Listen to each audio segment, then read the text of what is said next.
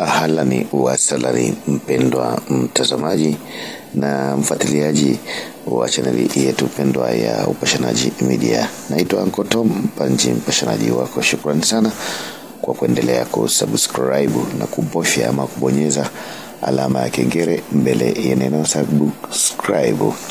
Lakini pia kulike na kushare taarifa hii katika magrupu ama mitandao mingine ya kijamii. Ni vyema na haki kabisa. Shukrani sana na kongole zako nyingi kwa kudondosha komenti yako kufuatia taarifa hii kuhusiana na vifo vya wachimbaji wa madini vimekuwa vikitokea siku hadi siku, hasa katika migodi inayochimbwa kina kirefu, ikiripotiwa kufukiwa na kifusi wachimbaji kadhaa, hali inayowafanya chama cha wachimbaji wadogo madini, serikali na wadau mbalimbali kugonga vichwa kutafuta namna ya kuzuia tatizo hilo linalogharimu vifo vya vijana ambao ni tegemeo kwa taifa na familia zao. Wapo wanaopoteza viungo na kupata ulemavu wa kudumu na ndoto zao kufifia, huku wakibakia tegemezi katika familia na jamii kwa ujumla. Wakati kila upande ukihaa kujihadhari kabla ya hatari, na kama wasemavyo watu wa afya, kinga ni bora kuliko tiba. Katika mkutano wa wachimbaji wadogo ulioandaliwa na chama cha wachimbaji wadogo wa madini wilaya ya Chunya Mberema na kufanyika katika mtaa wa Itumbi, kata ya Matundasi wilayani humo, baadhi ya wachimbaji wamelalamikia hatua hatari iliyofikiwa na baadhi ya wafanyabiashara wa vileo kuuzia migodini pombe, hali walioelezea ni mojawapo ya chanzo cha vijana wachimbaji walio wengi kupata pombe kwa urahisi na kujikuta wakiangukia maduarani, yani mashimo wanayochimba, wakiwa wamepoteza umakini na hivyo kujikuta wamepoteza maisha au kupata vilema vya kudumu.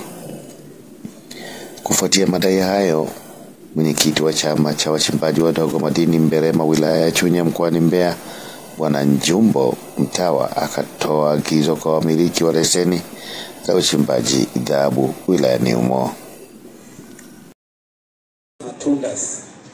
Fanyeni msako wa kupita kila leseni mtakayokuta wanauza pombe, andika alafu leteni majina ya wamiliki wa leseni tuweze kulishughulikia. Tuepushe watoto wa watu wanakufa kwa sababu ya uzembe mdogo mdogo, na hasa vijana wengi wanajifunza kunywa pombe, hawana hata uwezo wa kunywa pombe kwamba anajimudu. Akilewa anajiamini sana na kusema ataingia dualani, lakini kama angetoka siji wapi kule jeshini, wapi mbele jeshini kule, atoke kule madualani aje anywe huku, atarudi kweli kule. Lakini kwa sababu anatoka dualani alafu ni mapumziko ya shift yake, anapiga hapa imefika, anarudi kule amelewa. Mkaguzi wa mashimo maduara, sheria iko wazi, haruhusiwi mtu aingie dualani akiwa amelewa pombe au amekunywa pombe. Naitwa Uncle Tom Mpanji, mpashanaji wako. Saluti sana kwa kuendelea kusubscribe na kubofya ama kubonyeza alama ya kengele mbele ya neno subscribe.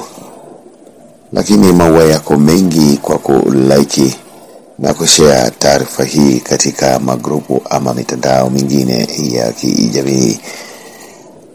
Saluti sana kwa kudondosha komenti yako kufuatia taarifa hii ambayo unaipitia muda huu. Mimi sina la ziada na kushukuru sana. Endelea kufuatilia Upashanaji Media, kifupi U Media. Asante, bye bye.